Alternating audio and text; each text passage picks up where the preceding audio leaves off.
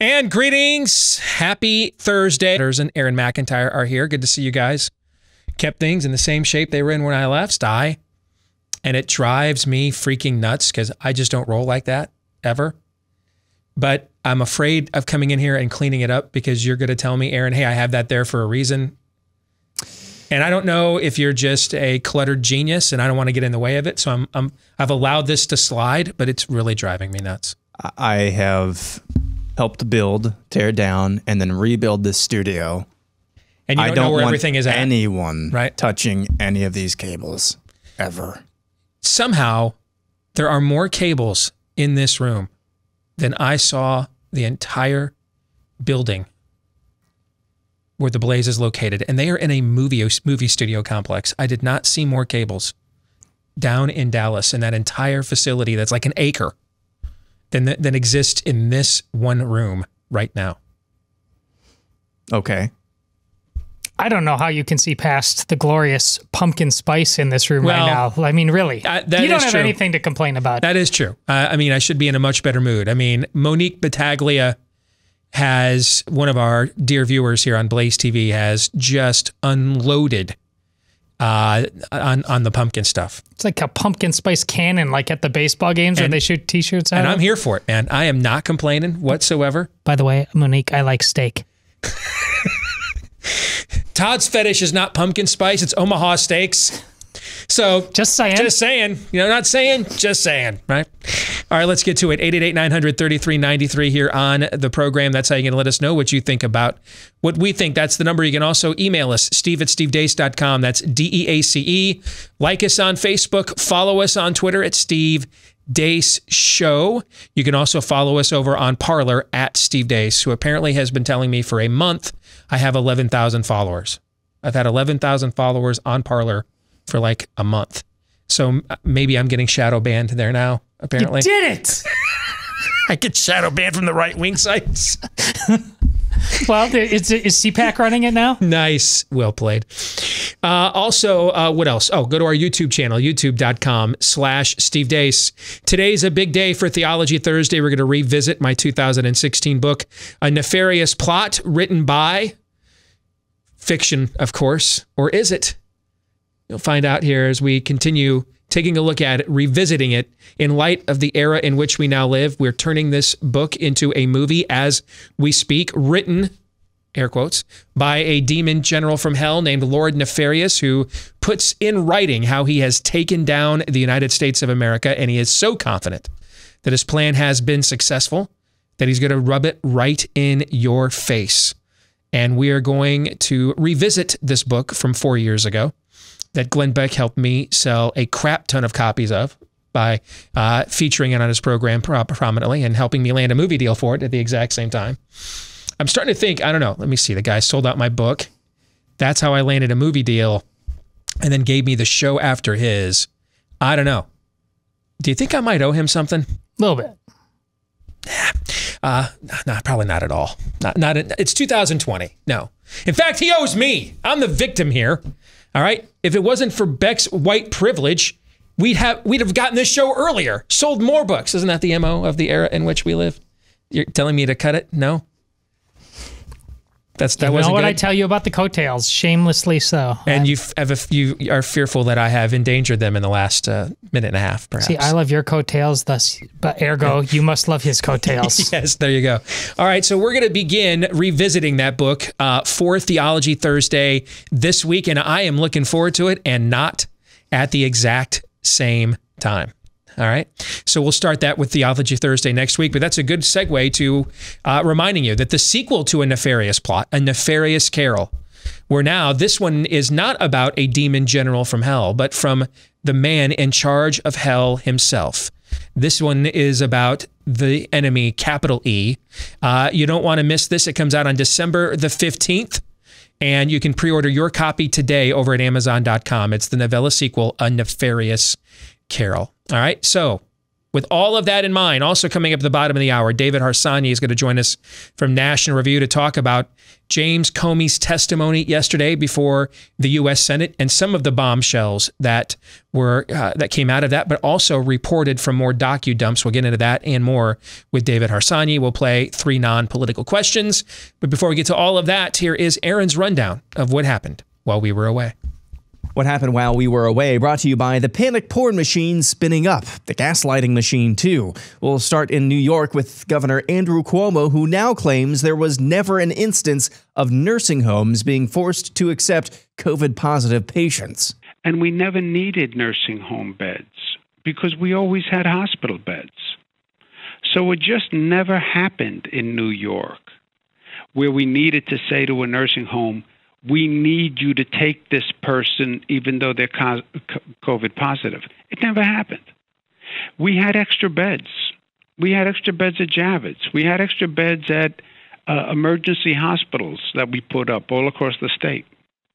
So it just never happened. Cuomo also told a New York radio host recently, quote, I put my head on the pillow at night saying I saved lives. Senator Ted Cruz went on CNN for reasons only Allah knows to talk coronavirus with Chris Cuomo. What do you do when people are getting sick, Senator, and you can't test them? You don't send them and into they don't wear homes. masks, and you tell them not to. You don't send them into nursing homes. Oh, so the nursing homes was the sum total of the entire problem in the country. That's what it was. It led to New York having 33,000 deaths compared to Texas having 15,000 deaths, and Texas has 50% more population than New York does. And Europe. So Chris, you let in tens of thousands of people. They went to the hubs. That's why we got so sick. Does it trouble you at all that New York and New Jersey had the highest death rates in the country? Does that make you pause and say, it all troubles me, Ted. And to watch guys like you stand by and stroke your beard like a wise man instead of telling the president to get on it. CNN headline, there's no getting back to normal, experts say. The sooner we accept that, the better. In Pennsylvania, a hot mic caught an exchange between State Representative Wendy Ullman and Governor Tom Wolf. So, Wendy, I'm going to take my mask off when I speak. I will as well. I'm waiting so that we can do a little political theater. Okay. For those of you who didn't hear, Representative Ullman insists Tom Wolf wear a face mask at the podium of a press conference for, quote, political theater. Dr. Anthony Fauci says Florida's total reopening announced late last week is, quote, very concerning. Fauci also recently slammed the concept of federalism, saying that states having their own policies to combat the virus can be detrimental. Dr. Scott Atlas of the White House Coronavirus Task Force, however, told the Washington Times he's not being deterred by the ongoing assault on his credibility, saying the media is, quote unquote, instilling fear. Harvard University has produced a study on the effectiveness of hydroxychloroquine, stating that use of the drug as a prophylactic reduces adverse risk of COVID-19 disease by about 20%. Moving on, former FBI Director James Comey was grilled by the Senate Judiciary Committee yesterday on his recollection of the handling of the Russia probe into interference with the 2016 election. Did Mr. Page deny knowing people that you accused him of having contact with? I don't remember. That's about all I recall. I don't remember that. I don't remember learning anything additional about Steele's sources. Not that I recall, no. I don't remember Bruce or ever giving me. I don't recall that. So do you recall? I do not. Do you recall? I do not. I don't remember any discussion. I don't remember using that word, but I don't remember using that word. I don't remember ever being informed. The FBI and the Department of Justice were politicized and weaponized. And in my opinion, there are only two possibilities. That you were deliberately corrupt or woefully incompetent. And I don't believe you were incompetent. This has done severe damage to the professionals and the honorable men and women at the FBI because law enforcement should not be used as a political weapon. And that is the legacy you've left. Television ratings for the first presidential debate dropped from what they were for 2016's first debate. The debate averaged about 29 million viewers on broadcast networks, ABC, CBS, NBC, and Fox, down 35% from 2016. And finally, campus reform is at it again. I'm Eduardo Nret with Campus Reform. We're here today asking students if President Trump should move forward with the Supreme Court nomination just weeks before the election. But what will they think when they hear Ruth Bader Ginsburg's view of the situation, in her own words? What do you guys think about that? Do you think it should be filled? Absolutely not. Yeah, so I think they should do after the election. It was like one of her dying wishes that she wanted to have the seat remain vacant. Absolutely not. No. I think that they should wait. And so there's also the element of Ruth Bader Ginsburg. Do you think the way she viewed the situation should be considered in how we move forward? I'd like it to be considered. Yeah, I agree. I agree that respecting her view. Like, we should honor her wishes. I absolutely think that she has some say. Definitely. I think the woman had to make a last statement as she was dying. I'm going to read you a quote of a prominent individual. I'm not going to tell you who said it, but who makes a counter argument to you guys, and I want to get your reaction. There's nothing in the Constitution that says the president stops being the president in his last year. And then when this person was asked, you know, if the Senate should move forward, this individual responded, that's their job. So this may surprise you, but that's actually her quote, the one I read you, that, you know, the president should move forward in an election year. Thoughts on that? I mean, I think that she, I don't know. Oh, wow. Yeah. Does this surprise you at all? Yeah. I feel like she would feel differently if she knew, like, that she was going to pass away before the election. With everything going on now, like, she totally had the right to reverse her decision on that. And that's what happened while we were away. Do you know where the legacy clause is in the Constitution? Right next to the situational ethics clause. And right next to the kill your kid clause. It's all in there. Yeah, it's all in there. So it's the Supreme Court of Lords. Is that what it is? You're getting there. Yeah. Aaron's Montage brought to you by Rough Greens. You know, people go running with their dogs, walking with their dogs, take their dogs out to go potty, all those good things. But you know what other good thing your dog needs? Nutrients. And chances are they are probably not getting it from the store-bought food. It's been sterilized just the same as ours in order to survive on the shelves for a long period of time for mass consumption and production. That's the same reason we take so many supplements today, and that's where Rough Greens VitaSmart comes in. It is loaded with the vitamins, minerals, antioxidants, probiotics, omega oils, etc. that your pet needs. It's a powder supplement that you put in, mix it in with your dog's food. According to our dog Cap, it makes the food he eats already taste even better because he loves this stuff. And before you know it, you're going to see a difference in your dog. In fact, how quickly? Well, they want you to take the 14-day Jumpstart Challenge, because if you don't see a difference in your dog in 14 days or less, they're going to be pretty surprised over at Rough Greens. That's why they offer you this deal. It's just $14.95 for the Jumpstart bag. See if you don't see a difference in your dog in 2 weeks or less when you go to roughgreens.com/blaze. That's RUFF for roughgreens.com/blaze. We're going to get into the television ratings for the debate and analyze what they may or may not mean. That's coming up today in the overtime. BlazeTV.com/Deace. Again, BlazeTV.com/Deace. That's where you can go get a discounted subscription to Blaze TV if you're not one already, because the overtime is just for our subscribers. And if you're already one, you can go to BlazeTV.com/Deace and watch it later today after we record it after the show. All right, so let's get to what is in the overtime. I can't even analyze the Chris Cuomo. I can't provide any analysis to that. I'm sorry, Andrew Cuomo. I can't. That level of gaslighting is, and I'm the guy that wrote a nefarious plot. I mean, that level of gaslighting is just frankly beyond me. It's beyond my capabilities. I'm not a trained psychiatrist. What I'm about to say is going to sound like a joke, and it's not. I'm dead serious. I am not qualified to analyze that level of sociopath. I mean, in politics, you run into sociopaths all the time on some level. You know, just people that so believe in their own superiority or their own view of the world and their place in it that they can lie so effectively because they believe their own BS, right? I think Mitt Romney's a bit of, I said this years ago, I thought Mitt Romney was a bit of a sociopath. I think Bill Clinton is clearly one. See, I don't think Barack Obama is one. I just think Barack Obama is a true crusader for his religion, which is neo-Marxism. You know, but you get Barack Obama away from the neo-Marxism, he's actually a fairly pleasant individual in a lot of other scenarios and situations. But This is just happens to be his religion. I think on a human level, Bill Clinton is sociopathic. I think Mitt Romney is sociopathic. And you'll run into a lot of those kinds of people in politics. That's why they lie so effectively. They flip-flop so effectively, so brazenly, unashamedly, because they don't have an embarrassing lack of self-awareness like a Hillary Clinton. If you want to know, that's the difference why Bill Clinton was so much more electable than Hillary Clinton. He's a sociopath. She's not. She tried to pull it off and she can't. And so it just comes off as a total lack of self-awareness. You know what I'm saying? Mm-hmm. You just come off and you're like, woman, come on, man. Don't pee on me and tell me it's raining.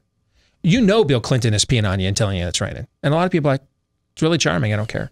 That's the difference between the lack of self-awareness and a sociopath. What Andrew Cuomo is doing is beyond my capabilities just as a guy that does politics for a living. This is clinical, medical level. This is the kind of stuff you see in despotic dictators in the world today and throughout history. I can't even I can't analyze it. It's the kind of gaslighting. What was the name? It was a very popular show, and Amy and I watched it and really liked it on Netflix about the FBI profilers. That was really popular in the last couple of years. I can't remember it, but about the dawn of FBI profilers, profiling serial killers. And in some respects, that's what Andrew Cuomo is. Mindhunter. Thank you, Mindhunter. Yeah, great show. Really well done. And in some respects, that's what Andrew Cuomo is. I mean, the AP says it was at least 4,000 that he directly sent to their deaths. Directly. I think the number is probably a lot higher than that. And when they would go into these prison cells, when they would encounter the serial killers, they'd get one or two responses. Either complete total justification for it. And they would say so in a way that wasn't sinister. But hey, dude, I had to take like a smoke break. I mean, I was hangry. Some people need a Snickers. I got to slit a chick's throat. And it was just really calm, and they made it sound noble. Even it wasn't like Hannibal Lecter. The other was just complete total gaslighting that it just never happened, and no amount of evidence that you could confront them with, they would admit to it. That's what I can't analyze that. That is beyond me. That's a different show, somebody with a different level of expertise, but that's a level of sociopathic that is beyond what I've encountered in politics. I've not seen a shameless, soulless, really, beyond shame, soulless level. No remorse, none. I can't analyze that for you. I'm sorry. Someone else will have to do it. It won't be me. I don't know what to say to that level of malevolence. I can't. And again, I'm the guy that channeled a demon in a book that thousands of you bought, and I don't know what to say to that, man. I don't know what to say. So we're going to move on. I want to talk. How about move out of New York? Let's finish with that. Maybe that's the line. I can't imagine why anybody. I know our friend Shannon lives there. I don't know why anybody would knowingly submit to being under. That's not somebody. That you're under that person's rule. And it's Hillary Clinton and Bill Clinton. I got to draw the same analogy with De Blasio and with Cuomo. De Blasio cannot pull off what Cuomo is trying. He attempts it, but it's nauseating sanctimony. You just know this isn't true. This isn't who this person is. He's just chilling in Cedar Rapids. You know what I'm saying? Like that infamous Hillary video. Bill Clinton would never put something out where he's just chilling in Cedar Rapids. Bill Clinton said, "I didn't inhale," and people are like, "Is that a thing?" You know what I'm saying? That's the difference between the sociopath and the person that's just like, when they try it, they're like, "Dude, have you tried self-awareness before? Have you looked in a mirror? Do you know who you are?" Cuomo is beyond this. It's leave. That's my best advice. Move away. Get out of there as soon as you can. I'm just going to let the Harvard study on hydroxychloroquine just... I'm just going to let that just stand for itself. I could analyze that, but it would really just... dampen what it just says on its own, to even attempt to add anything to it. Just the story itself says it all. And we just walk away now. It's just as deranged as Cuomo. But the other way. Yeah, but the other way. Yeah. Let's say, you know what? I'll add one piece of analysis to it. The effort that our media and some in our own government have made to make this drug unavailable, governors that have like banned it in their states. Didn't Gretchen Whitmer try this, I believe, in Michigan until Henry Ford Hospital, which was the hardest hit hospital in Detroit, came out and said, hey, this was one of the best weapons that we had. If it was a terrible idea, she tried it in Michigan. Yeah.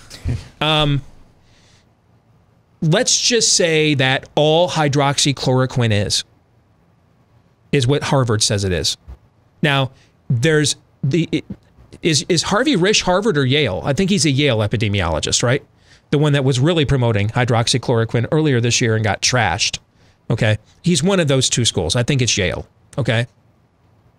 But let's say that that's just the baseline, because there's other studies out there that show that it's not a cure, but that it's even a far more effective prophylactic than what Harvard found. All right. Knowing how politicized Harvard is, my guess is they came up with the lowest significant number they could that wouldn't get them lit up by their own people within their own mob. You know what I'm saying? So if Harvard's telling you it's 20%, it's probably higher than that, frankly. But let's just go with their 20% number. And what do they mean by a prophylactic? A preventative. Okay. I mean, why do you wear a what's a prophylactic with sexual activity? It's to prevent a pregnancy, correct? In the camp with vitamin C, vitamin D, stay healthy. So we're not talking about a cure, we're talking about a prophylactic, meaning if you start feeling cold symptoms coming on in the winter, you pound the zinc, you pound the vitamin C, even more than you normally do, right? A prophylactic, okay?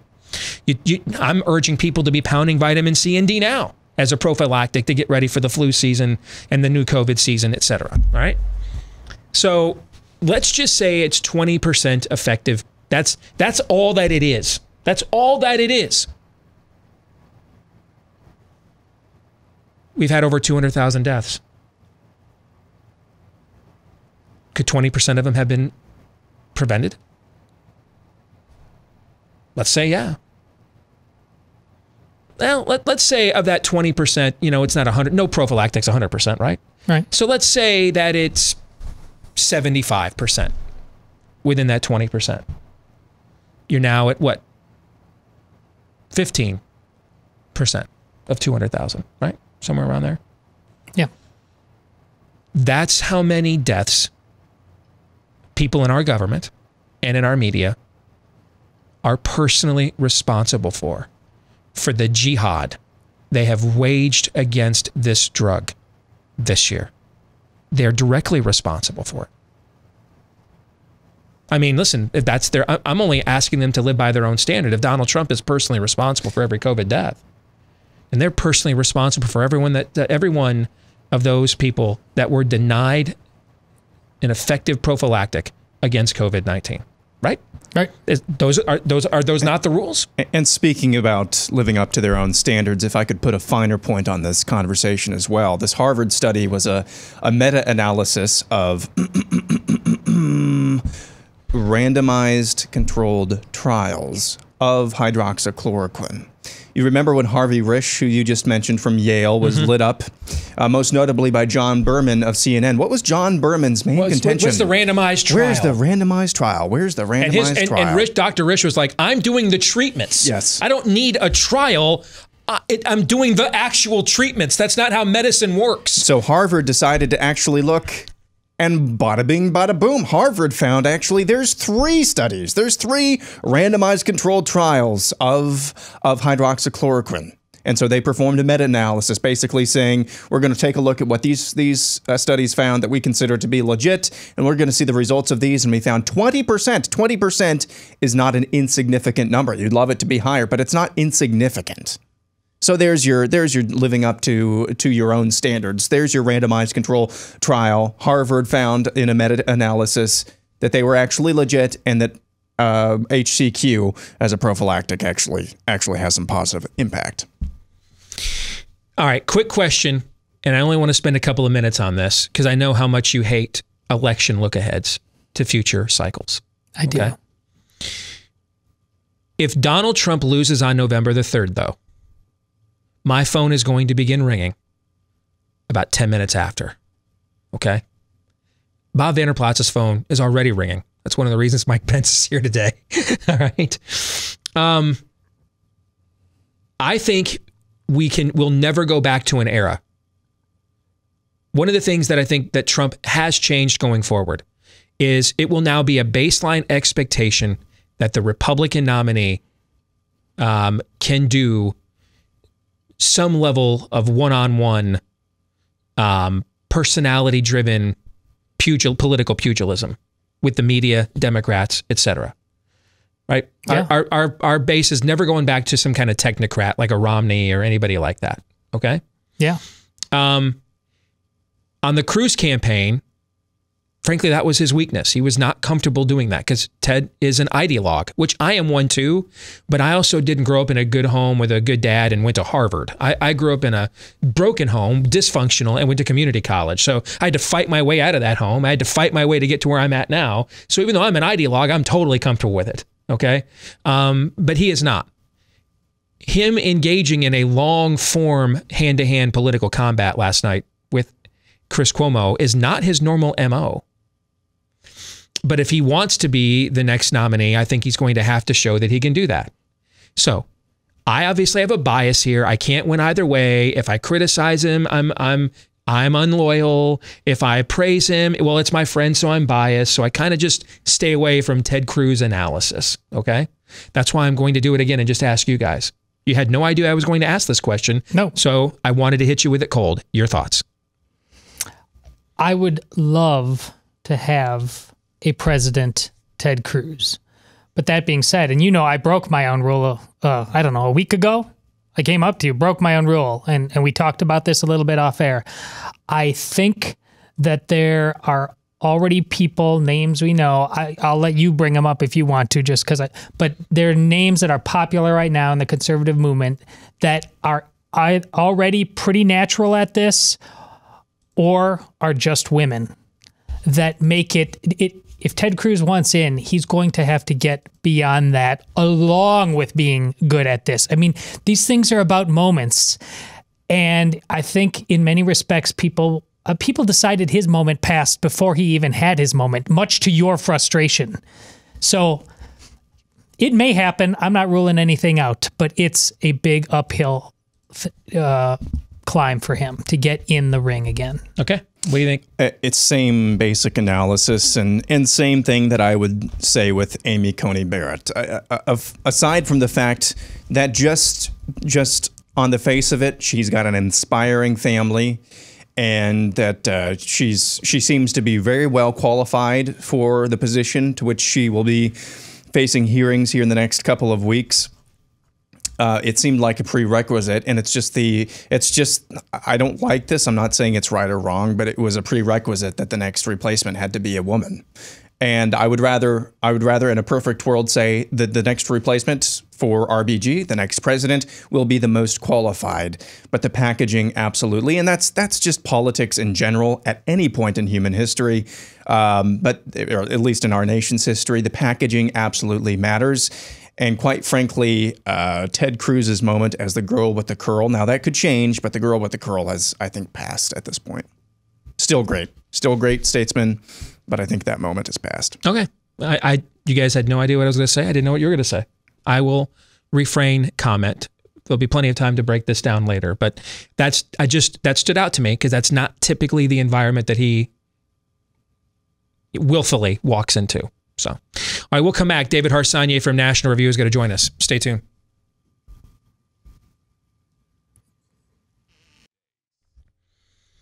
So what does COVID-19 have to do with potentially losing your home? Well, unfortunately, it could have a lot to do with it because the FBI has reported that since we started these dumb lockdowns, cybercrime went up 75%. I mean, we did everything online, meetings, shopping. school, everything for months. So that's also, by the way, where the legal titles to many of our homes are kept as well. Cyber criminals know this, so they forge your signature on a quitclaim deed and refile as the new owner of your home. And then before you know it, you're off the title. They destroy you by taking out loans against your home. They steal your cash, liquidate your asset. Then they stick you with the payments. Maybe you don't find out till a late notice shows up, perhaps even a foreclosure notice. So what to do about this? Well, Home Title Lock puts a virtual barrier around your home's title, your most valuable asset, so that you are protected. And the instant they detect any tampering whatsoever, they mobilize to shut it down. But first things first, go to HometitleLock.com, register your address to see if you're already a victim and don't know it. And then while you're there, use the promo code RADIO for 30 free days of protection. That's the promo code RADIO for 30 free days of protection at HometitleLock.com. That's HometitleLock.com. Correction, David Harsanyi from National Review is actually going to join us an hour from now to talk about yesterday's Comey hearing. I was just looking at a poll that has Joe Biden at 54% of the popular vote, a 13-point win in the popular vote. I just went and looked it up. In the history of the Democratic Party, 2 candidates have received that level of support in the popular vote. FDR and LBJ in 1964, which was one of the biggest presidential blowouts of all time. Those are the only 2 Democrats since Andrew Jackson, who they have now disavowed. Those are the only 2 Democrats since Andrew Jackson to get that high in the popular vote. Come on, man. Come on. Complete, total BS. Just total BS. Let's get to 3 non-political questions. We all have questions. Who am I? Why am I here? Where am I going? Who am I? A search and a question of identity. Why am I here? A question of meaning and purpose. Where am I going? Question of destiny. Some better than others. What sort of morality or proto-morality would you expect to find in a chimpanzee troop? Injecting some levity into the demise of Western civilization. It's 3 questions on the Steve Deace Show. Yes, taking a break from the demise and fall of Western civilization because we are going to fall head over heels into that for Theology Thursday. Coming up with a rehash of a nefarious plot. Get ready for some gut punches over the next few weeks. 3 non-political questions. Question number 1, what's the most misunderstood thing in sports? And yes, that question is intentionally incredibly open-ended. The most misunderstood thing in sports? You want to take this one first? The need for instant replay. Figured you were going to go there. Tell us again why you hate technology. We haven't done this. Wow, you're even going to let me expand? Yeah, why I hate technology? Yeah, why do you hate technology? Why not get it right? Is technology? I can agree it can be overdone. Philosophy. But on is technology a good in and of itself? It depends on the wielder. It depends. Yeah, it's not an inherent good. Yeah. It is often, like many things, abused. And the need within, it shows the idolatry of sports that we have to get this right. It actually, sports is supposed to teach you the opposite. It's just supposed to teach you about life, that life is not right all the time. There are things that must be overcome. There are things that can't be overcome. You need we have gotten to this ghoulish clinicism about we just need to know that every strike was exactly a strike. It's insane, quite frankly. It's a total misplacement of our priorities. I agree with that, which is why I think it can be overdone. But I also think, as a general rule, if it's possible without being overbearing, to get a major component of a game correct, then I don't know why we would not do that. But then, of course, we're going to do a debate. What is a major component of a game? Well, that's my point. From the beginning, when we introduced this, what you said was the reason behind it, and it sounds totally sane to me. Right. The beginning was more than how long since we introduced that into football? Was it like the late 80s, I want to say? Has it caused a more harmonious universe? I just say not even close. And I think there's a growing audience out there for people that said, let's just go back and get rid of it. Aaron, reword the question for me exactly as you asked it, please. Or reset it for me exactly as you asked it.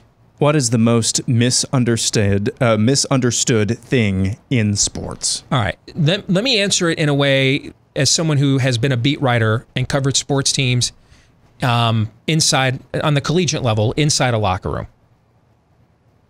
I think what is the most misunderstood thing, well, I could come up with several, but I'll come up with just a couple of things that I've seen with my own eyes. All right. They know everything you write about them. They know everything you say about them. They read and tune in as often as they can when things are going well or leading up to a season.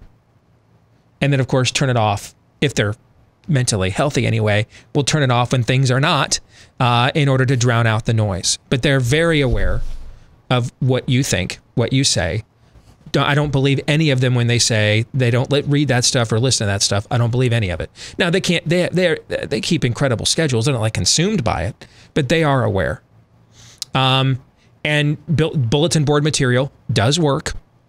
I've seen stuff posted on bulletin boards. It does work. But now when it gets brought up, it's usually brought up in the context of, so you're going to play even harder. That's not really, that comes from people who work in the sports media side of things, but have never really been high achieving athletes. When you get to the level of Division I, Power 5 level college football, basketball player, or field hockey or cross country like your daughters are, when you get to that level, everybody's great. When you get to the professional level, everybody's really great. And no one really is lazy. No one really is. So when we talk about this guy outworks his teammates, what we're saying is this guy outworks the people in the 99 percentile. Or is it the 1 percentile? Does it work the other way? It's not the one. The one. Okay. This guy's outworking the people in the 1 percentile. No, you're right. I'm sorry. Was it the I other way around? apologize. Okay. This guy's outworking. Right. We'll try for the third time. This guy's outworking the people in the 99 percentile. Think about that. So every little thing that can give you an edge, every little thing that gives you a motivation. That's why Michael Jordan spent his career talking about being disrespected. It's hard to win over and over and over again, to stay that motivated over and over and over again. Because it doesn't take, when we talk about teams resting on their laurels, Michael Jordan just did, after winning an NBA championship, Larry Bird didn't repeat the next year because he showed up as Fat Thor. That's not what we're talking about, resting on our laurels. But what it means is that added extra 0.00009%, we're down to the 7th decimal now, which separates these guys at this rarefied air. Maybe that's the one time you're like, you know what? I won my championship last year. I got my contract. I'm taking the kids to Disney World this weekend. You know what I'm saying? Yeah. It's that stuff. And you did it just like one time, once. And the other guy's like, I want my championship. My contract's up next year. My kids will go to Disney World after I get that damn contract. You know what I'm saying? That stuff. It does work. I've seen it work. I've seen it motivate. I've seen it help decide the outcomes of games. And so I think that is often misunderstood. What do we mean by bulletin board material, motivational material, smack talk, things of that nature? Well said. That was an interesting answer as well. Thank you for that. And I don't mean that pejoratively. That sounded really sarcastic. That was very interesting. I think for me, and I don't want to beat this dead horse because we've had this conversation a few times, but in and also of sports, the most misunderstood thing to me, if you are inside the world of sports, meaning you are part of the organizations at any level, there's this growing and it's pervasive attitude that the spectators are there for you. It is the opposite. And as a spectator, they're there for you and not the other way around as well. So if sport, the biggest thing is that sport is meant as an escape. That's supposed to be what it is all about. If it is no longer an escape for the spectator, you can walk away. If it's because of all the tertiary things surrounding the sport, as we've talked about before, you have the right to walk away as well. If you think that that's going to be an impact, make a huge impact on these guys' bottom dollars, you may be wrong.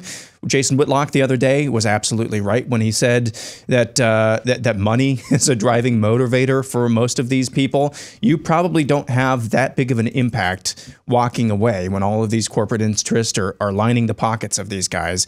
Anywho, that's a digression. But the biggest misunderstanding is that sports is supposed to be an escape. And of course, that can be abused as well.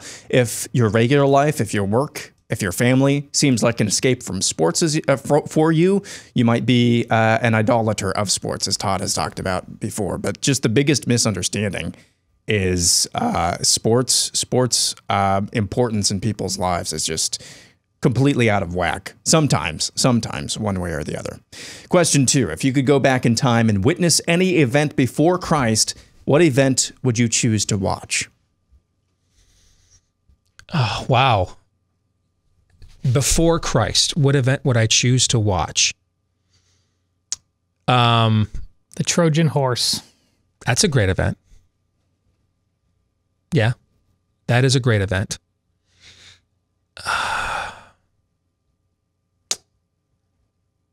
I would go back to,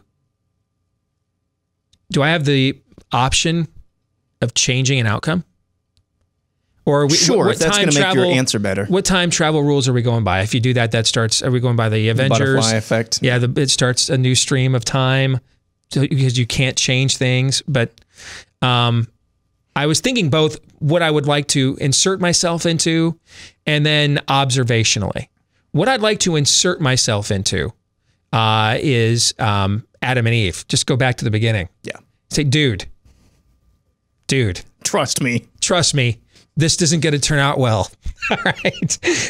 But if it was just observational, I'd have a tough call between seeing the looks on the Israelites' faces at the parting of the Red Sea or seeing the look on Moses' face when he gets down from the mountain with the 10 Commandments and sees what a significant portion of the people became under Aaron's watch without him watching them for just a minute. It'd be one of those two events probably.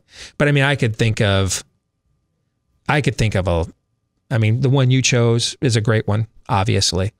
I could come up with a lot of different ones. I'm not superstitious, but when it comes to these kinds of questions, you want to stay away from like the biblical moments. Oh man, I feel like I am like if I choose that it's and I was there, you should say that. I'm messing. It's funny you should mention that because it just got kind of too convoluted, so I gave up watching it. But one of the CW Arrowverse DC Comics shows is called Legends of Tomorrow, I think is what it's called. And they're part of the DC wing of the time traveling, and they go back and reset things. And in one of the earliest episodes, it is asked, why don't we go back and witness like the birth of Christ? And they are told there are certain events and moments that are so sacred to universal outcomes, we are not to go back and revisit and to show up. That's what I'm talking about. And to insert ourselves into. And that was one of the ones that was mentioned. And so I hadn't thought about that until you just said that. And now you kind of made me think, yeah, you might have a point where that is. Did I Jesus juke you? You might have Jesus juked me, but that might be an effective Jesus juke. Then look at all the things our faith demands of us. Paradoxically, the leaps, bend the knee, and then you're watching it and not all the instincts, whatever. Yeah. And in the moment, it's too much. It's too much. Yeah, that's a good point. I think, there's like 3. One would be creation. That'd be pretty interesting to watch. It would, I think, blow our minds just a little bit.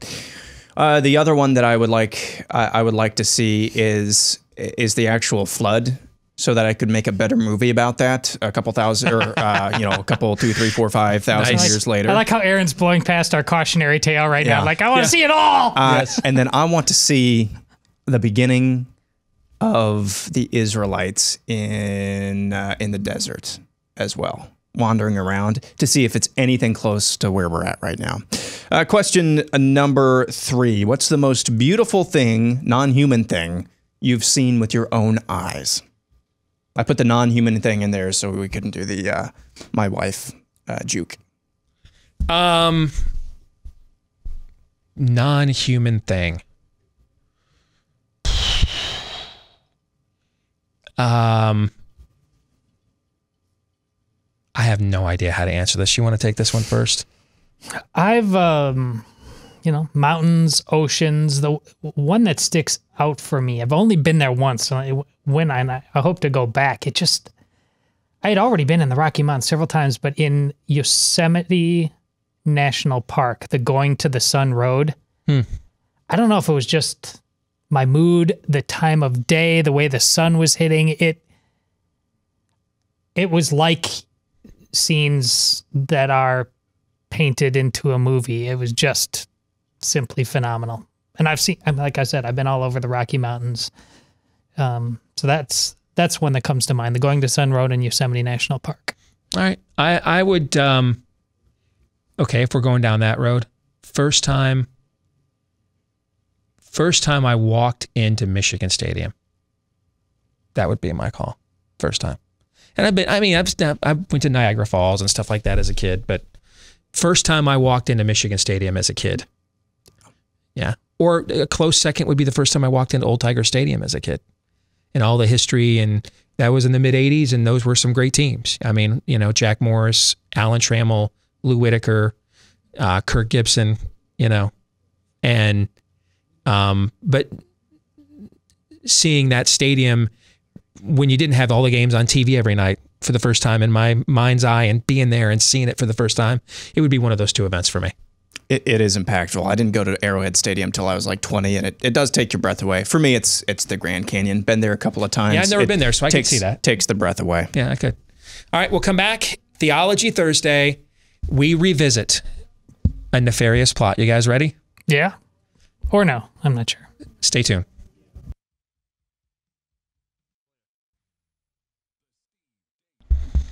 And greetings. We're back with Hour 2, live and on demand here on Blaze TV, radio, and podcast. Steve Deace here with Todd Erzin, Aaron McIntyre, and all of you. Don't forget, you can let us know what you think about what we think. Steve@stevedeace.com is the email address. That's DEACE. Like us on Facebook. Follow us on Twitter at Steve Deace Show. Over on Parler at Steve Deace, youtube.com/Steve Deace. And if you're a podcast listener, thank you very much for giving us some time in your busy day, no matter how or when you choose to watch or listen. We're appreciative of all of you. But if you are a podcast listener, if you could do a couple of things for us, we would appreciate it. Hit that subscribe button on your podcast platform if you haven't yet. And then leave us a 5-star review if you haven't done that yet. Heck, if you have, just keep doing it. I don't know if you're allowed to do that, but I'm willing to find out. Because the more of those we get, the more it helps the show to grow. There have been scores, multitudes even, of folks like you around the country that have done those two things for us already. We want to say thank you to each and every one. At the bottom of the hour, David Harsanyi from National Review, I almost said from the Federalist, where he used to work. David Harsanyi from National Review is going to join us as we look back on yesterday's James Comey hearing, where apparently he was completely and totally unaware of the investigation that he himself was overseeing and running. A lot of that goes on in government, I've noticed over the course of my life. As one does, yeah. Totally and completely unawares, yes. Another day that ends in Y. Indeed. But we begin our new series here on Theology Thursday. We are going to revisit this book, A Nefarious Plot. And I thought it'd be fun to do this for a couple of reasons. One, you know, when a new Marvel movie comes out and it's a Thor sequel or whatever, we like to go back and like watch the last one just to kind of, reset where things left off and where we were at. So the sequel book, A Nefarious Carol, comes out on December the 15th. And A Nefarious Carol is about, now that the enemy himself, the devil, is convinced that this plan was successful, he tries to seduce a young woman one evening into producing him an antichrist. But in order for the seduction ritual to be successful, she has to agree to do this of her own free will. He cannot lie to her. He cannot deceive her. in the ways that we would normally define those terms, I guess is how I would put it, right? He can't do those things in the ways that we would normally define those terms and in the ways that he would normally do so with any of us. He has to earnestly woo her. He needs to turn her into a disciple. And over the course of this one night in her hotel room, the two of them go back and forth with this wooing process, looking at her life. And the reason the book is called A Nefarious Carol is I patterned it after A Christmas Carol. The enemy takes her to her past, walks her through what's going on in her present, and then shows her the future, what it will look like if she says yes. And ultimately then the decision is up to her. And that is what A Nefarious Carol is about. And it's a novella sequel to the book we'll be talking about the next few weeks leading up to its release, A Nefarious Plot. Now, this book came out in 2016, and I will tell you, I will never write. I went through it again a few months ago on my way out to LA as we started the storyboarding process for the movie. And we're in the script writing and location scouting process for that film right now as we speak. We're hoping that we can film in the next few months and put it out sometime next year. But we'll have more details on that for you here in the weeks and months to come. But I'll never write anything the rest of my life better than this. I just won't. Reading through it again a few months ago on the plane on the way to LA to begin the movie making process back in June, every time I read this book, there are parts of this book I'm like, I don't remember writing this. Like, where did some of this stuff come from? Okay. I mean, the preamble, which we'll talk about here more in a moment, the preface to the book, I joke about. It's the only thing I write in an active voice, meaning my own voice directly. Okay. I joke about that. I patterned it after this book is patterned after C.S. Lewis's Screwtape Letters. And in the preface is the only part of that book where Lewis speaks in his own voice. The rest of it, he speaks as Screwtape. In this book, the preface is the only place that I speak in my own voice.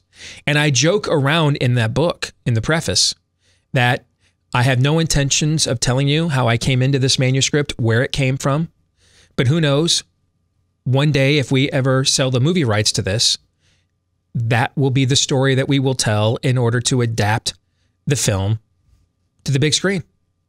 And I read that on the plane out to LA back in June. I'm like, I didn't even think about that, because I'm not going to tell you anything more about the movie and the script, but that is precisely how we're going to do the movie version of this book. Is we're going to tell that story. That's what we're going to do. And I wrote that back in 2016, well, 2015 when it was written, but 2016 when it was published.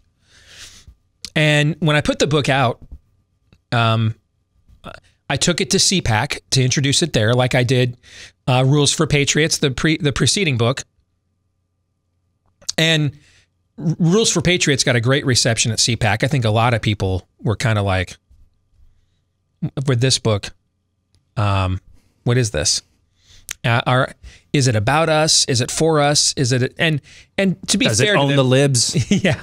To be fair, it was an election year, and this would not be your normal election year. It is for this year, though. Well, we're gonna find out in the next few weeks. This would not on the surface. This would not be your normal election year fodder for a group like at CPAC, right? To be fair to them, it would not be. So then, and where the book did okay when I released it on my own, but it wasn't until a guy that I previously did not know called me up in September of 2016 by the name of Glenn Beck and said, hey, we don't know each other. I'm sure I know of your work. And of course, I'm aware of his. But he said, a mutual friend gave me your book, and I just finished reading it. And I think it is C.S. Lewis good. And I've got to have you on my show to talk about it. And I went on a show the following Friday for an entire hour, and we discussed the book. or a week later on a Friday night, Amy's at a women's retreat. I'm alone with the kids on a Friday night, and I put them to bed, and I'm playing some Madden football on my PS4, and an email pops up on my phone. It says, "Hi, my name's Carrie. I work with a film production company, and we're interested in buying the movie rights to your book." I thought it was a troll. I mean, if there were people like me that were not supporting Trump in 2016, we were getting trolled with all kinds of things and threats that whole election, right? Yeah. And so I thought that this was a troll. I thought it was a scam, that this wasn't true. So I deleted the email and just went back and played Madden. About an hour later, a little voice inside my head says, you might want to double check that. So I go back, I read the email again. I'm like, all right, let me see if this guy's even legitimate. Search his name. Lo and behold, it's one of the guys that he's done several films, one of which is God's Not Dead.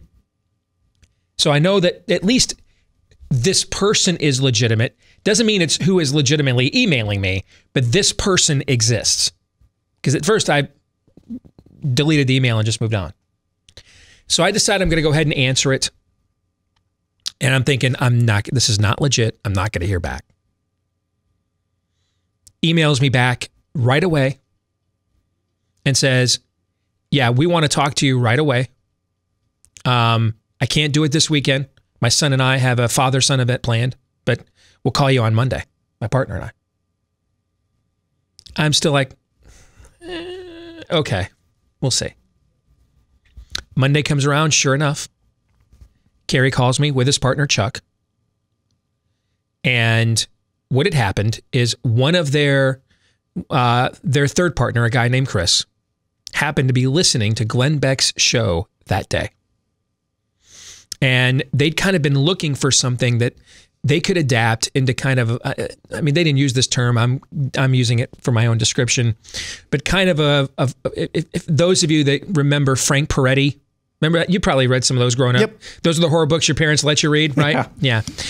He was kind of the Christian Stephen King. I mean, Frank Peretti sold a crap ton of books, a ton of them, right? But he did Gothic horror, but in a strictly spiritual warfare context, okay?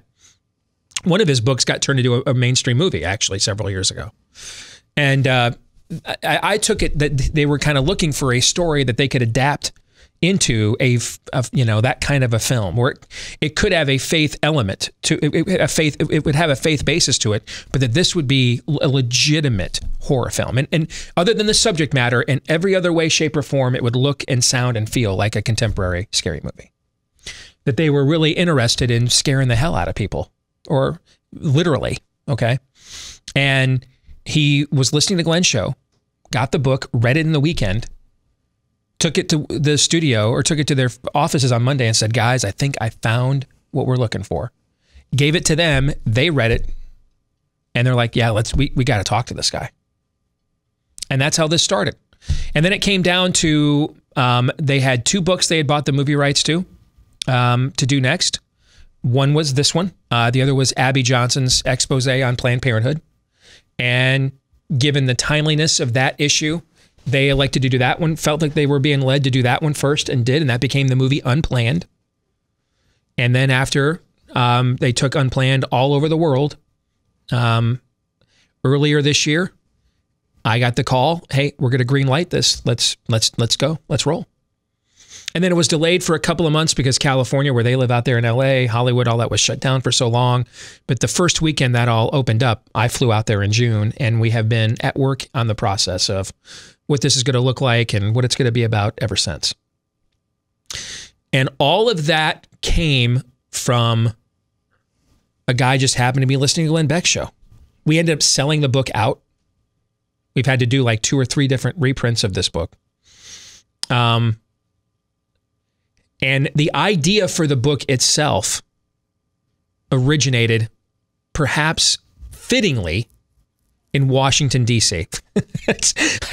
I guess if you're going to talk about a demonic takeover of America, there's probably no better place to be inspired for such an enterprise than while you are in Washington, D.C., right? Yep. But absolutely, that's the truth. I was in Washington, D.C., promoting Rules for Patriots. I was staying at a hotel in Washington, D.C. I was getting ready to go do Mark Levin show. What year is this? 2014. All right. So the spring of 2014, I was getting ready to go do Mark Levin show to promote Rules for Patriots. And I was in the shower at a hotel in Washington, on the Capitol complex there, getting ready to go. And these were the words that came to me in the shower. This book is dedicated to all the useful idiots out there, especially those of you who had no idea that you were being used all this time, for you proved to be the most useful idiots of them all. Nefarious. That's all. This whole thing came from that mustard seed that came into my head in the shower in Washington, D.C. When I got done doing Levin's show that night, went to dinner. That's also, by the way, the first night I ever met Chip Roy, Jason Johnson, two of my best buds in politics. I met them that night for dinner at a pub in Washington, D.C. to discuss the possibility of a young, fresh-faced senator from Texas running for president in 2016 and what the environment could be in the Iowa caucuses. I met them that same night after I did Levin's show. I get back to my hotel, and I just decide I'm going to sit down at the desk here at the hotel. I'm going to toy with this idea for a bit.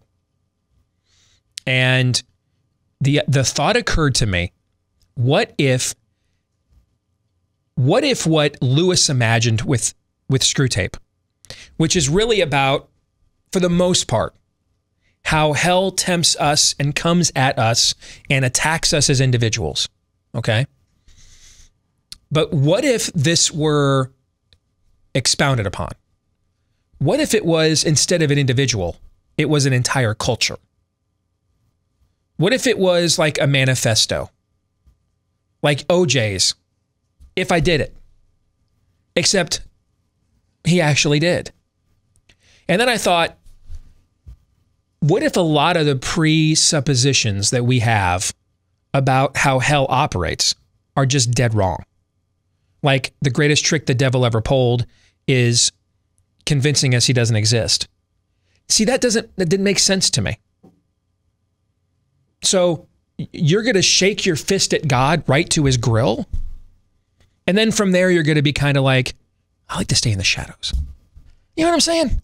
I mean, it takes a certain chutzpah. It takes a certain panache. It's got to have some brass ones to look God in the face and say, I'm going to pull a Fleetwood Mac here and go my own way on this one. I think you're wrong there, Pops. And then you're going to spend the next 10 epochs playing it coy.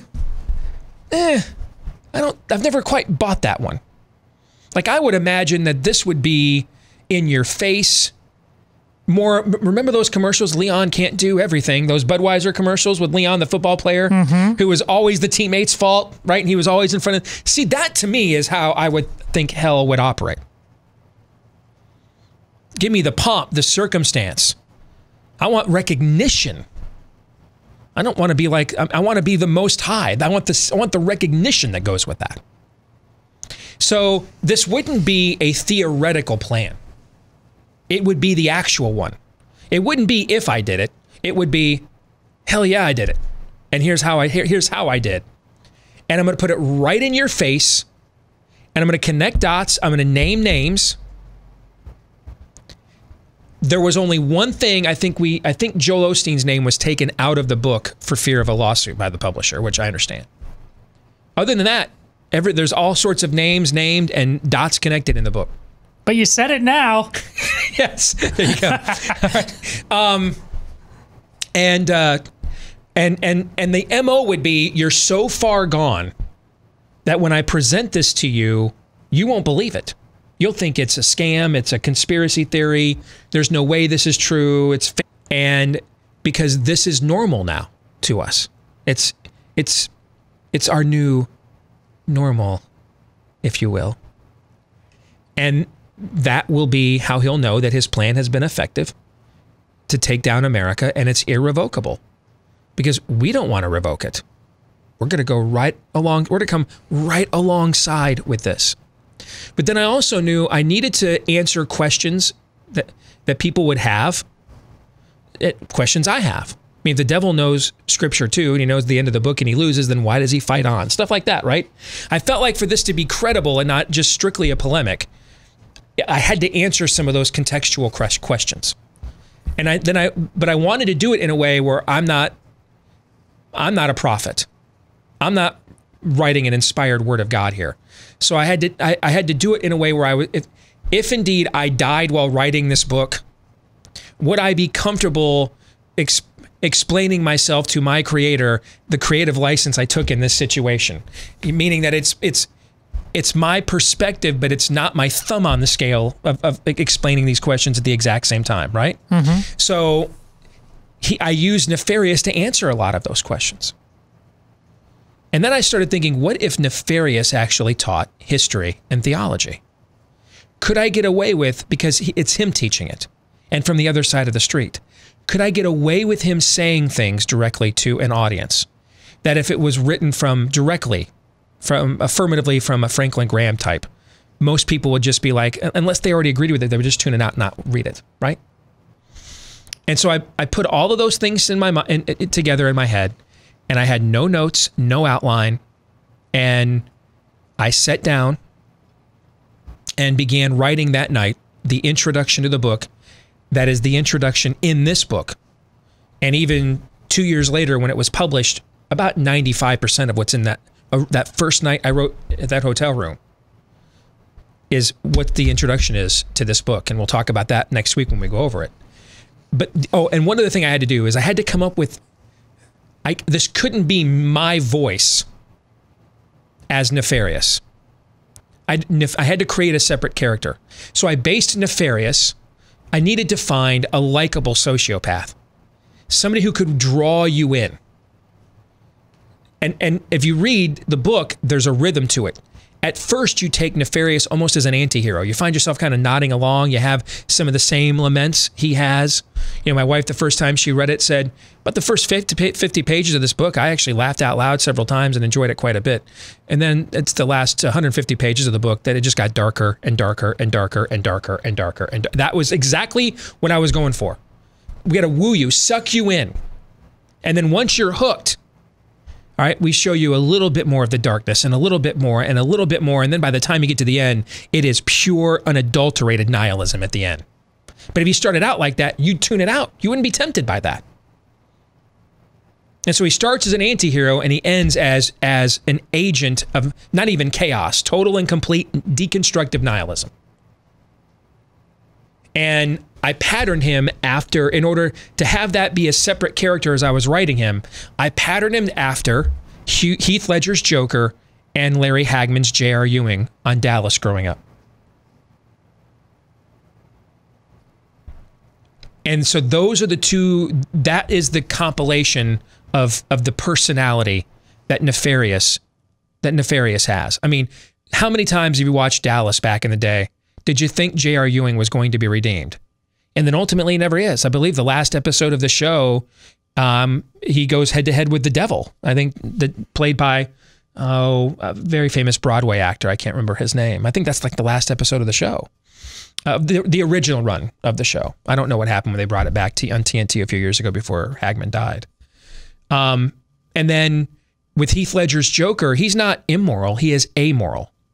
He is against all standards. Because that's what I think hell is. I don't think hell is promoting immorality. I think they're promoting amorality. Because for us to define immorality means we have to define what first? Morality. We don't know what is immoral unless we know what is moral, right? And if we're discussing immorality, then what are we discussing at the exact same time? Morality. Can't discuss one without the other, right? Okay? What's amorality? No standard. In those days, Israel was why everyone had no king, so everyone did what was wise in their own eyes. They're just nothing. Complete nihilism. Nothing, no restraints. Nothing holding us back.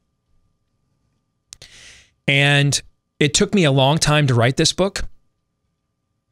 It took me over a year to write this book, which is a long time for me to work on a project. I don't have a lot of things I'm really good at. Producing a mass amount of content in a short amount of time happens to be one of the rare ones. The reason why this book took me so long to write is I had to walk away from it several times for like months on end because it wasn't comfortable, or it was too comfortable slipping into these shoes. Okay. I thought you gave up on it because this is my first year working for him. So we're casual friends before that, but our relationship was nothing like it is now. And so one of the first assignments I'm given is hearing, right when he comes back, he's reading this to me. And I flat out told him, Steve, you have, no one has any doubts about your gifts to produce content quickly, quality content. But I said, this is like nothing you've ever done, because already, and who could blame him? He was reading it to me and I could hear different voices.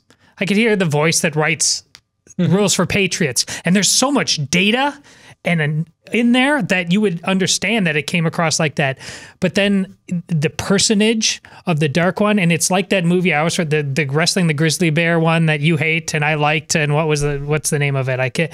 But the purpose of that movie is to make you feel something that's not, you can't be just above it. The Revenant you're talking about. The Revenant, yeah. And you can't just be above it. And I was above this, and then I was in it, and you keep bouncing out. And I said, if you're going to keep doing this, the trick is like, it's got to be consistent to prove its point, to get you in. Your wife actually got it. And so then after that, you didn't talk to me about this for months on end, and I didn't ask you about it. I mean, maybe this one was too big for Steve. Who cares? And then you came back to it, and then it was like on, because you obviously thought about that, it's going to be, and you talked about the, man, it's raw. It's a tough hat to put on there. So it was really interesting to see from my perspective how your confidence that is unabashed, and everybody who likes you and hates you understands that about you, how you seriously did not take for granted the task at hand, which is why it turned out to be great. Because if you took it for granted, this would have just been mediocre at best. Aaron? Yeah, and from a reader's perspective as well, now that we've sat on this book for a few years since the last time we've talked about it in depth on this show, and just reading the columns and reading truth bombs and reading things like that as well, it is an incredibly good. The first, especially the first introduction couple of chapters, it's almost a poem. It has a cadence as well, especially very early on, that kind of lures you in and hooks you in. And I would describe, from the reader's perspective, and this is just my own opinion, from the reader's perspective in this book, it is the ultimate good cop, bad cop routine. The good cop, where, we're all, there's the cop that's sitting across from me trying to coax me into believing or saying or doing something. There's not so much of a difference between him and me. And then you get the bad cop routine at the end. At the beginning, the luring in that you just talked about as well. I laughed out loud just reading it recently at the Stephen King joke at the beginning of the book. That's hilarious. And there's things like that as well. You know what? You kind of lures you in. And then the bad cop. And you don't realize, however, until too late, that the cop, instead of being an agent of the law, is actually an agent of chaos in this book as well. And you've fallen for it, hook, line, and sinker. And it is, before too long, you're too far into it, and you just get gut punched after gut punched after gut punched. And it is an edifying read, but it is a difficult read as well. I've been blessed to get some really cool book endorsements over the years in my career. This is one of my favorite ones, though. And this was an endorsement that Kirk Cameron gave me for this book. And he said, exhilarating, frightening, and true. If George Washington and Jesus co-wrote a new edition of C.S. Lewis's Screwtape Letters, it would probably read a lot like a nefarious plot. Now that is a really cool endorsement. And the thing about this book is, in the last few months, I've had several of you send me emails. We even talked about one recently on the show, but several of you have sent me emails of excerpts of this book that almost just predicted the things we have seen this year. And I don't know whether to be proud or frightened by that. But that's one of the other reasons that we're going to go through this book for the next several Theology Thursdays, chapter by chapter. How much of it is parody? How much of it is prophecy? We'll find out as we study a nefarious plot here on Theology Thursday. When we come back, David Harsanyi from the National Review, I almost did it again, from National Review is going to join us. Stay tuned.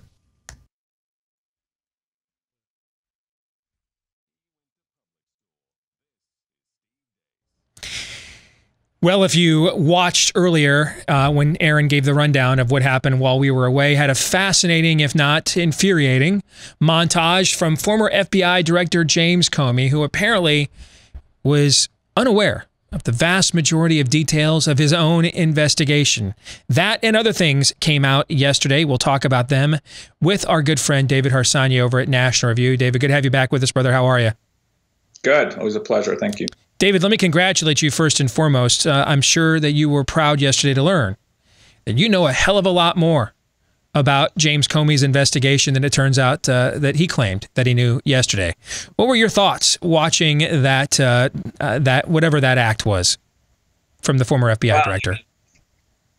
Obviously, you know, there's a tremendous amount of dishonesty going on, obviously. I think many things of James Comey, but I don't think he's stupid.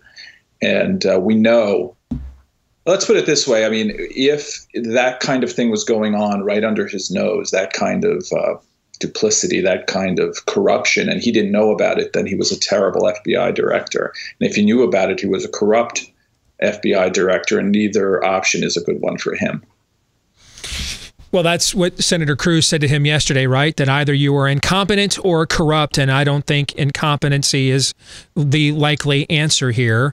So here's, David, why I don't spend on our show a good deal of my own time analyzing these stories. Because I don't ever feel like anything's going to happen, that these people just can do whatever they want. They can tell any lie, and all they get is CNN contributorships and book deals out of it. There's no real accountability. And I get frustrated by it. And so I don't see a point in pursuing these things when I don't think anything. What will happen to James Comey? Nothing. You're right. It's incredibly frustrating. This is one of the biggest scandals, political scandals in American history. I mean, I'm not exaggerating here. I'm not a hysteric on these things. I'm not, I'm not exaggerating here. It's not hyperbole. I mean, you have the FBI trying to and working. First, you have an administration trying to undermine the incoming president. You have an executive branch filled with people who are delegitimizing the presidency. I mean, I don't think this ever happened in this way. So you're right, though. I have no, I don't think anything's going to be. No one's going to be arrested. No one's going to, face charges. In fact, it's so complicated sometimes. I think that people have tuned out and don't really understand what happened. And obviously, you have a media that's abdicated its responsibility to report these facts. And it's a disaster because you have tons of people who now do not trust institutions of American life that are incredibly important. Is it just me? And believe me, if you have a different perspective, I want my audience to hear it. Because I happen to think Bill Barr is like the most overrated political figure in America today. Gives a great speech. Does a great job quote, owning the libs in congressional testimonies. But he is, as Attorney General, I mean, right there with Secretary of State, Chief of Staff. Those are some of the most powerful positions in all the executive branch other than the presidency itself. You know, a lot of our peers and a lot of our readers in this sphere are like, well, why won't anybody do anything about this? I'm like, well, wow. I mean, if only there was like a badass Republican, tough-talking Attorney General, maybe. Oh, wait, we have one. Am I wrong? Am I asking too much? Is this not his job? If I'm wrong, tell me, because I kind of think it is. Well, I've been thinking about that myself lately. And just in general, I think you have people in government who have been in government for a long time. I like Barr, but I think that he is slightly overrated, especially in this regard. I mean, we should wait to see what happens, but so far it seems that way to me. You have people who are in these institutions who they want to protect the institutions themselves. They want to protect the FBI rather than let us know, about all the corruption that's gone on in there. I mean, if Joe Biden wins the election, this whole investigation is kaput, right? We're not going to know anything. So I think there should be more urgency in trying to let us, and more transparency in trying to let us know what happened, and allowing us to know what happened.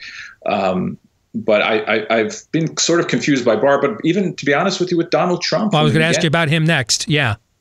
He knew a lot of this stuff was probably coming, and he could just sign a paper and make it happen. It doesn't have to be Barr. Like the FISA warrants. I'm glad you brought that up. Pardon me, David. But I remember when my colleague here at Blaze TV, Mark Levin, went on, I think it was Fox News Sunday or Fox and Friends, like the day this story broke, and said, if, using his own legal expertise, you connect the dots, this has to mean the Obama administration spied on the Trump campaign. It has to mean that, because that's how you get FISA warrants approved. They couldn't do it without the White House, okay? And he was, of course, vilified and attacked, and now, of course, the news has come out and everything he predicted 2 years ago was actually true. I said at the time, well, then why doesn't President Trump just declassify all the FISA warrants then? Because we'll find out did they have real evidence? Was it flimsy evidence? What did they tell a FISA court judge that was the rationale for why they felt like they had to surveil the Trump campaign? It just seems to me like there's a lot of us in conservative media and of a lot of our consumers that have worked harder to get to the truth of what happened to Donald Trump's campaign than Donald Trump has. Am I wrong? It certainly seems that way. I mean, I remember early on, and at first you're like, well, you have the FBI saying this, maybe there's something there. We should let the investigation work itself out, et cetera. And then more and more you're like, no, the worst, your worst fears are coming true. It all seems true. And then, you're like, why isn't Trump just releasing this information so we can get the whole story? I mean, you had Devin Nunes. He was the first person to really blow the whistle on this. And he was treated like some kind of crazed conspiracy theorist. But, again, I think that people maybe are protecting institutions. I don't know why I don't know why Donald Trump does the things he does sometimes. So this is part of that. And, it's a great shame because at this point, I think people don't care as much as they should. I mean, you had the IG report come out, and it showed that nearly every FISA warrant was basically illegal to spy on the other campaign, to spy on the future president of the United States. And how many people cared? How many, I mean, I know conservatives care, but I don't know that any kind of bombshell is really going to make the kind of news that we want it to make. And it's very frustrating. Your former colleague at the Federalist, Sean Davis, was on Fox News last night saying, hey, Trump's own appointee running the CIA is who's standing in the way of getting more revelations out about this, according to the sources that he has heard. How is that permitted to go on? I think that's what everybody in my audience wants to know. How is that permitted to go on? Well, I'll tell you one way it goes on is that you have a bunch of people who think that the Justice Department or the CIA is its own branch of government and doesn't have to answer to the president. Now, even if you don't like what Trump is doing, that is not the case. And part of it is Trump's fault because you keep hiring people that you can't trust and people that aren't going to run government in the way you should think it should be run. You are the legitimate president of the United States. You have a duty and you can name people who you trust. He's constantly firing everyone and no one's listening to him. So it's partly his fault and it's partly the fault of, you have these lifetime bureaucrats who are in Washington and they think that they don't have to answer to anyone, or they only have to answer to people that they like. And that's really at the root of all of this, right? You had a bunch of people who didn't think Donald Trump should be president, and they decided that they were going to delegitimize him and create a fake scandal that would ruin his presidency and hopefully get him impeached. It didn't exactly work out, but they did handcuff him in many ways. I mean, Trump, when we think about the first term, you have to say 2 to 3 years was spent dealing with mostly this nonsense. And that's so their plan worked in many ways, and no one has paid a price. You're right. They get $1 million book deals, or they go work at CNN. No one has paid a price for it. So then, final question on this topic, David, why wouldn't we just expect to get more of this? I mean, I can make up whole cloth that Brett Kavanaugh was part of a marauding gang of rapists terrorizing Georgetown township 35 years ago. I don't like the president's foreign policy, so we can impeach him over a 27-minute Ukrainian phone call. Almost nobody that actually testified at the impeachment was on or heard. The Russian collusion narrative. I mean, why wouldn't we just, if all anybody gets out of it is the worst case scenario is it doesn't work, but you can personally enrich yourself and or escape any individual accountability, then why haven't the rules of engagement then changed going forward? Why haven't we just incentivized that this is just, we should expect this beyond, we're not talking political chicanery here, just banana republic stuff. Those are the new rules of engagement now going forward. I wish I could answer these questions. I don't know. I mean, imagine if Trump decided, because you have a bunch of people in the Obama administration, leftovers, who have this idea that they want to ally themselves with Iran in some way, and you could just start spying at them, spying on them. I think you have as much as evidence now that they've been involved in those discussions as there was of any kind of Russia collusion, which isn't really even a thing. And you can start spying on people who will later be in the Biden administration. I mean, the difference is you would never get away with that. They would shut the country down. The media would simply not allow us to move forward 1 inch if that happened. It would be the biggest story of all time. And even now, even if you did the same things that they did, it would be the biggest story of all time. And it's frustrating, and that's a whole different topic. I mean, I think that, I've been saying this for a while, but I think conservative people with deep pockets need to start building up a media infrastructure for the right, because the left has abandoned, it's not bias anymore, it's activism. And it's, you need not just people who comment on things, or, you need deep pocketed people to build media organizations that can investigate and keep people accountable, because what's going on now, it just cannot work this way. You can't have two sets of rules all the time for both parties. All right, let's switch gears. We got about 4 minutes left. Let's talk about Tuesday night's debate. What were your overall thoughts about the race coming in, the debate itself, and then the race coming out? It's funny. I thought Trump, when I watched it, I just thought he was overly aggressive, and it was annoying me because most of the time, I think Biden would have hurt himself simply by speaking, and Trump would step all over his words. On the other hand, I felt like the entire line of questioning, or many of the lines of questioning, were completely stacked against the president in a way that it was unfair, or I would say not equally distributed. So calling critical race theory, what do you call it? Sensitivity training, things like that. Yeah. You're begging the question, you're loading the question, you are actually debating the president. I like a much more free-flowing debate where you let people just talk about the things they want to. And anytime they got into anything substantive, Chris Wallace is like, we got to shut it down now. It's 2 minutes, No one speaks in 2-minute increments like that. But anyway, but when I read the transcript, and a colleague of mine had pointed this out, Trump comes off a lot better. So I don't think it was a disaster that the media made it out to be. But I think he can do better, and he probably will next time. I don't think many minds are changed either way, frankly. What advice would you give for the president next time if he asked you?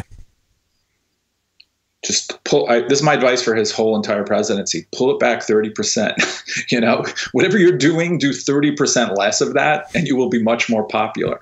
But I don't know if he can do it. I don't know about, what do you think of Chris Christie as a debate coach? I seem to recall the last time he was involved in a presidential debate, he kamikazed himself to take out Marco Rubio, but then destroyed his own candidacy at the exact same time. I'm not sure that's the most thorough and foresightful debate prep you could probably line up, but maybe that's just me. They need the Clint Eastwood chair guy to sit there for Biden, I think.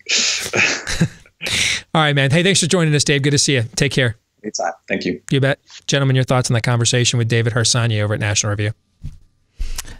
Well, we're all in the same sharing ball group now after watching that.